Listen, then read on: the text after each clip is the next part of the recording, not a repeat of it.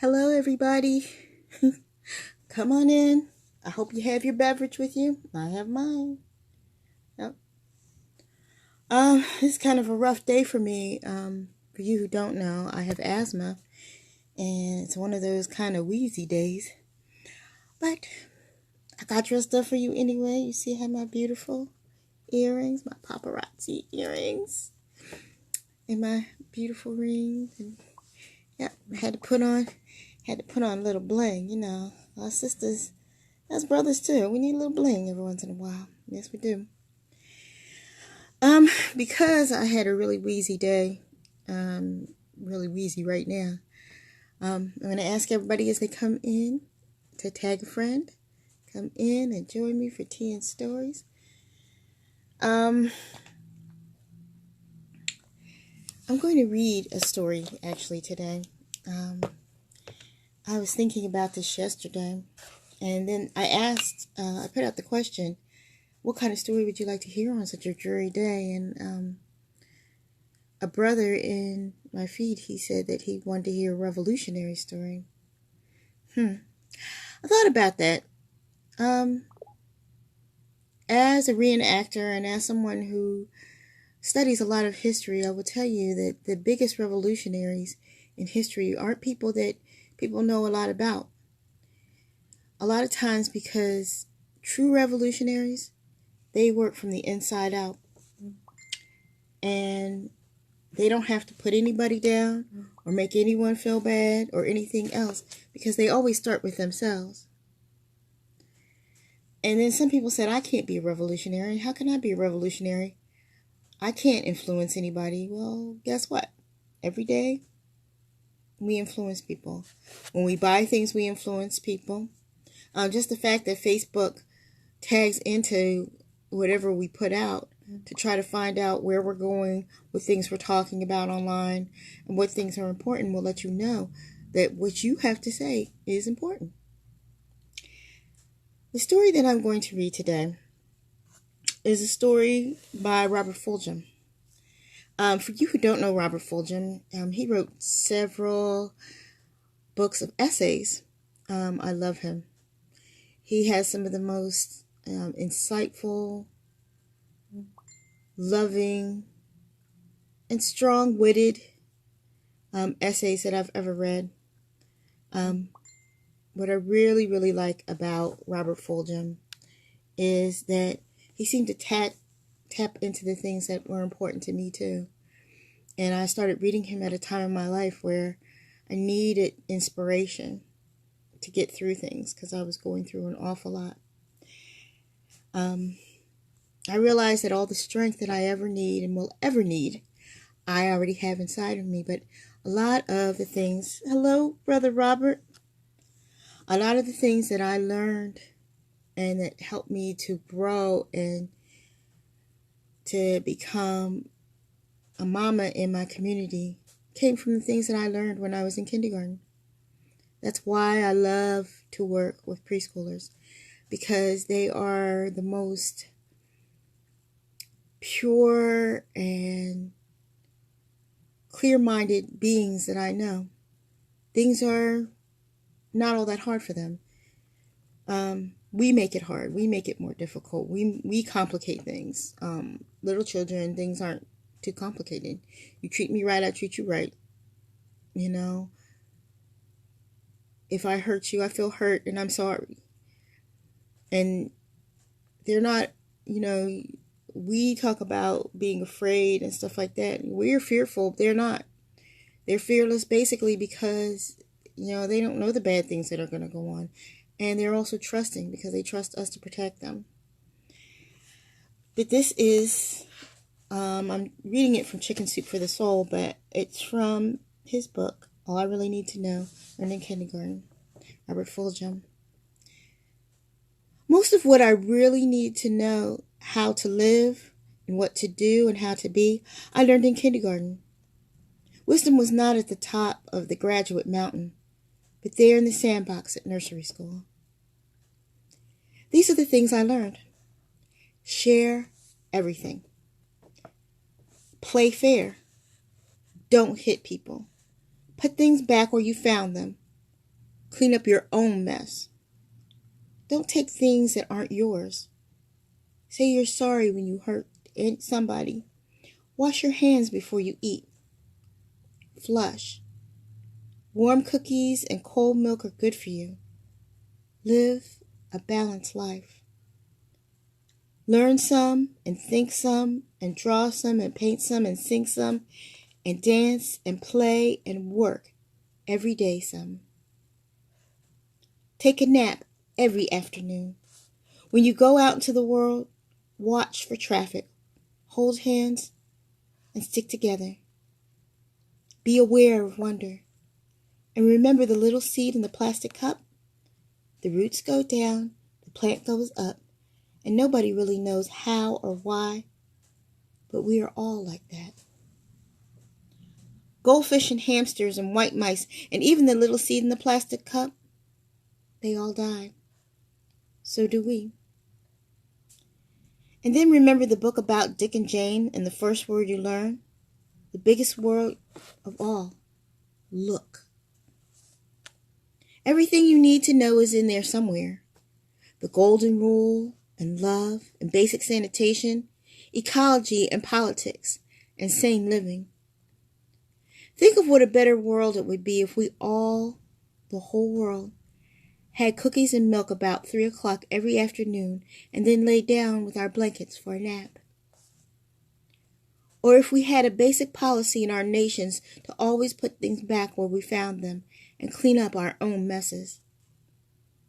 And it is still true, no matter how old you are, when you go out into the world, it's better to hold hands and stick together.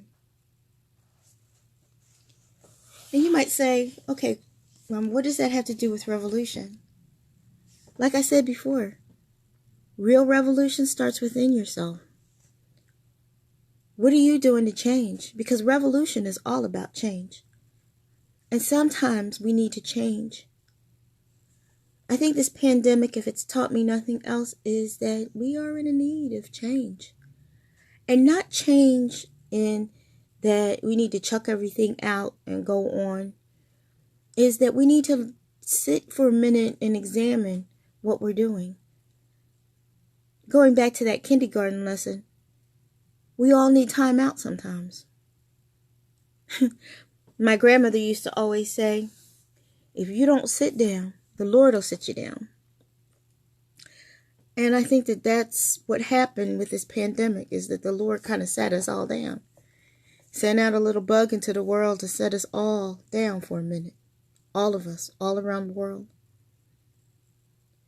If you thought about it, people were moving really fast. They were having children that they never got a chance to raise and to be around. Other people were raising them. During this pandemic, there have been people who, for the first time probably in their whole lives, they had to not just work towards money. They had to work towards being sane and being calm and work towards relationship. And trust me, working towards relationships is a lot harder than working towards money. The revolution, the real revolution, starts with inside ourselves. Is what we think about things. It starts with our thought process. What's important? Money is okay, but the problem with money is that if one day somebody decides that that money doesn't mean anything anymore, then it's worthless. But food will always be worth something. Being covered when you need to be covered will always be worth something. Getting along with the people who sleep next to you in your bed or who you share air with, that will always be important. Money may not always be important, depending on what currency people decide on. That's a revolution. Understanding that we have to change our mindset and decide that things that are important don't have too much to do with that. Now, everybody says that, what you do for a living is what makes you important. Well, what you do for a living means nothing if you don't do it with love. A lot of people do a lot of things for a living. I've done several jobs. I mean, I've been a certified surgical technician. I've been a library assistant. I've been a preschool teacher. I've done a lot of things with my life. I'm a Jali, which is a traditional storyteller. I've worked as a jewelry maker in an actual jewelry factory, which was a lot of fun, by the way. I really like doing that. I've been an artist. I've been a freelance artist for a number of years. I've been a reenactor. I've got a chance to act out other people's stories. All those things have added up to me, but they're not everything that is me. And the revolution starts when you realize that you are the one that needs to change. You are the one that has to be different. Okay, so what does it mean to be part of the revolution? It means that now that we've gotten an opportunity to sit down and to think and decide the things that are important, what are we going to do with that knowledge? Are we going to go out into the world and do wonderful things, or are we going to just go back to life as normal? I'm going to work hard myself personally to still do tea and stories even after people are out, even if no one watches. Maybe somebody will go back and watch it later on, and it'll have a message for them that's important. I believe that sometimes we really need to look at the messages that we're putting out. It's important to us. Now, my darlings, like I said, I've been wheezing today, so I'm going to do one more story. This story, I really, really like. It's kind of a short one, but it's a High John the Conqueror story. A lot of people who don't know a lot about African American storytelling, don't know that there were superheroes for African American people here in the States during times of slavery. Yeah, superhero. His name was High John the Conqueror. Now, the story of High John starts that he was a prince in Africa who allowed himself to get sold into slavery so that he could come here to the Americas and help his people, because he considered all people of Africa his people. Now, John, of course, when he was brought here, they didn't see him as a prince. They saw him as another black laborer.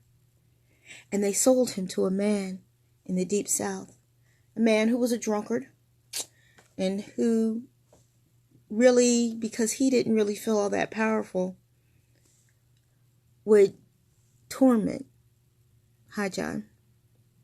But High John never let that man get him out of himself. He always used his brain. And that's why High John the Conqueror stories were never told aloud. They were always whispered. Now this is called High John and Thanksgiving Turkey. Well, it was about time for the holidays to commence, and High John's job was to dress the animals that were going to be prepared. Now, the man who thought himself High John's master, he sat up there saying, High John! He was over there drinking with his friends. Me and my boys here decided whatever you do to that there turkey, we's gonna do to you. High John just looked at him. And he looked at the turkey. And he said, remember, whatever you do. Took a few more swigs. Now, John had to think about that. He knew he only had until tomorrow morning to think. And he thought, now, if I take that turkey and pluck out all its feathers and dip it in hot water, they're going to skin me alive and dip me in hot water. If I take that turkey and I wring his neck and pop it, they're going to hang me from the highest tree. And if I take that there turkey and cut off his neck, I'm a goner. What I'm going to do? And how John thought, and he thought, and he thought some more. And then the next morning, he brought the turkey there in front of that man and his friends. And he said, remember, John, we said whatever you do to that there turkey, we's going to do to you. Ha, ha, ha, ha. John looked at him and said, I ain't forgot what you said. John picked up that turkey and looked that turkey in his face. He looked at them. Then he turned that turkey around and he kissed that turkey's hind parts and he let it go. And then he turned himself and dropped his drawers and said, take your time, fellas. I got all day. Now you gonna say, now they probably beat that man, but no, they couldn't. They said whatever he did to the turkey. Now you might say, how he get away with that? I tell you this. A lot of times people say things and they don't think. But a thinking man, he can get through a lot of things. And High John's stories are to tell you that people who were brought here and were enslaved were not foolish people. They were thinking people. And also that they weren't afraid as much as they were knowledgeable about what had happened to them. They understood that they had to make their way the best they could with what they could until they could. And that's what John did. Now, I like High John the Conqueror stories. It's one of the few stories that I tell you, I've told that story many, many times, and I actually had somebody I told that story to once. You tell that story to children? Yes, I do. And children get it right away. Because they understand that it's not so much what you say, but how you say it. It's not so much what you do, it's how you do it. And children know that instinctively. We have to give them a little bit more credit. Now, I know that there's still some folks watching. So, what you say? Y'all want to hear one more story? Just one more? Okay. I'll do one more story. This story is called Anansi and the Moss-Covered Rock. My little children, they love this story. Basically because they get a chance to make a whole bunch of noise. I'll try to make some of the noises, and wherever you are, you can too. And it doesn't matter if you're grown up and you by yourself and you make these noises. That's fine. You can do that. One day, Anansi went walking through the forest when he came upon a certain place. Well, Anansi looked down once. Anansi looked down twice. Anansi looked down 3 times and said, whew, isn't that a strange-looking moss-covered rock? Kaboom! Anansi fell down. He felt like a brick had hit him in the back of his head when he woke up, and he said, oh, my, I don't know what happened. All I say is, isn't this a strange-looking moss-covered rock? Kaboom! And he fell down again. Now, the 3rd time, Anansi said, oh, I'm not going to fall for that trick again. I see this is a special rock. Whenever you say, isn't this a, you fall down. I love that. Oh, I wonder how I can use that to get what I want. Anansi thought once. Anansi thought twice. Anansi thought 3 times, and then he said, I know. It is harvest time. I will go through and I will use this trick to take everybody's produce that they picked. I won't have to pick anything. So, Anansi went walking through the forest when he came upon the house of Elephant. Now, Elephant, he was a big jolly fellow, very kind. And he would share with Anansi if Nancy had asked. But Anansi liked to trick people instead. And so Anansi say, "Hey, elephant, what you been doing all day?" Well, right in front of elephant was a great big pile of peanuts. And elephant said, "Oh, I just been working in my garden. You see, I pile up all my peanuts here so they can dry out. They some good looking peanuts. Oh, but it is an awfully hot day, elephant. Wouldn't you like to go for a walk with me in the cool forest?" And he thought about it. And he thought about it and he said, "Yeah, I guess I would. I'd go for a walk, yay." I'm on live. I'll call you guys back. Oh, okay. My baby. And he said, "Yeah, I think I'd go for a walk." And so Elephant and Anansi went walking through the forest when they came upon a certain place. Elephant looked down once. Elephant looked down twice. Elephant looked down 3 times and said, "Anansi, do you see what I see?" "What do you see, Elephant?"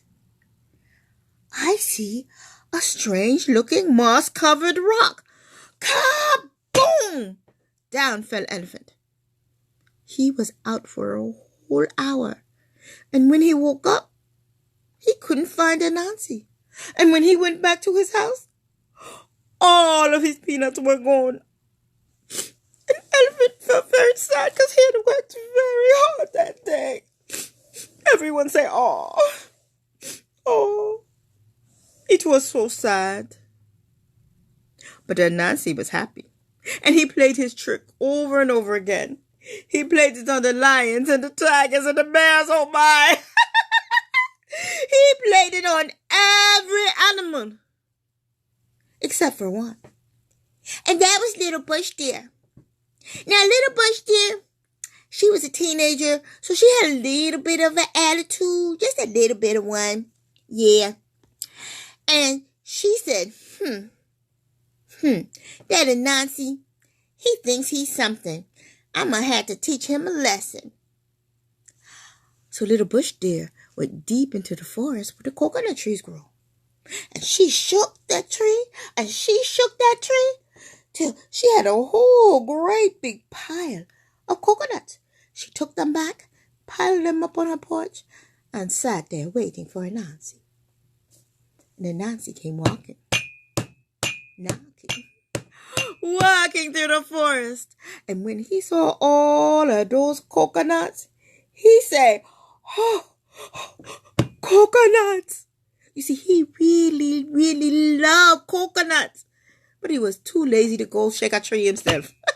I dare you. And he said, "Little Bush Deer, my darling, how are you today, dearest?" "I'm fine, Anansi. How are you?" Oh, I'm wonderful. But I'm a little hot. Wouldn't you like to go for a walk with me in the cool forest?" "I guess so, Anansi.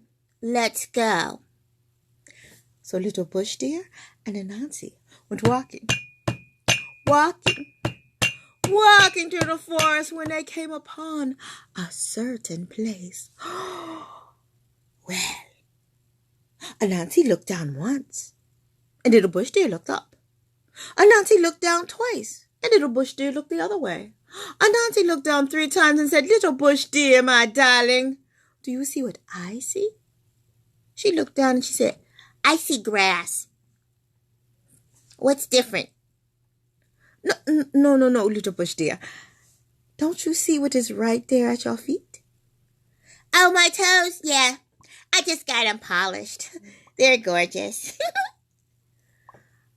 "No, Little Bush Deer. Not your toes. Right in front of your toes. Don't you see it?" "See what, Anansi?" "I know you see it. You just don't want to say it." "I don't want to say what, Anansi?" You don't want to say? You don't want to say? Isn't this a strange looking moss covered rock? Kaboom! Down fell Anansi. Now little Bush dear decided to go tell the other animals where all their things were. And she did that, but before she did, she looked at him and said, serves you right. And she stepped over him. Now when Anansi woke up, he had 3 big goose eggs on his head. His head hurt very badly.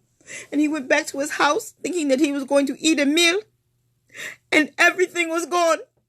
Even the things he didn't take were gone. He was so upset.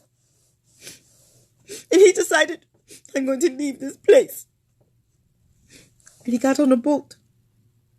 And no one has seen him to this day in that forest. But don't feel bad for him, children. You see, they say that Anansi, he jumped a boat for Jamaica. And he's over there causing trouble to this very day. The end. I hope you liked that story. I didn't expect to tell that story today, but I'm glad I did. It cheered me up. And I hope it cheered you up too. It's such a dreary, rainy day here. And wherever you are, I hope that everything is wonderful.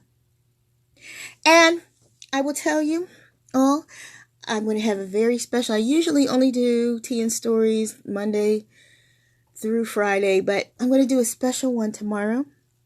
The reason why I'm going to do a special one tomorrow, one, because I missed on Tuesday, because it was Skylar's birthday. Yay! Also because I'd like to introduce my bedtime stories to you guys tomorrow. So you take good care. I love you. And if you didn't get a chance to see all of it, you can watch the replay. And please check out my paparazzi page to look at my beautiful, beautiful, beautiful paparazzi jewelry. And because it helps to sponsor these wonderful story times.